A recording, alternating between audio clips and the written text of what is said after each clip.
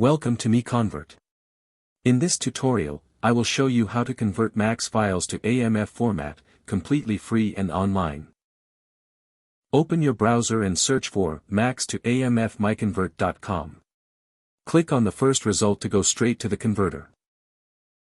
You are now on the MAX to AMF converter page. The interface is clean and easy to use. Let's upload a file. Click the Choose File button. A file picker will open. Select the MAX file you want to convert, then click Open. Your file is loaded and ready. You can see the file name, size, and destination format.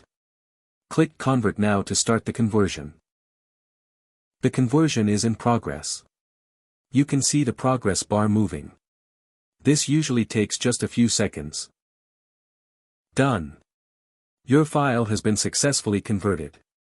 Click Download to save the AMF file to your computer. That's it. Visit MiConvert.com for more free conversion tools. Subscribe for more tutorials. Thanks for watching.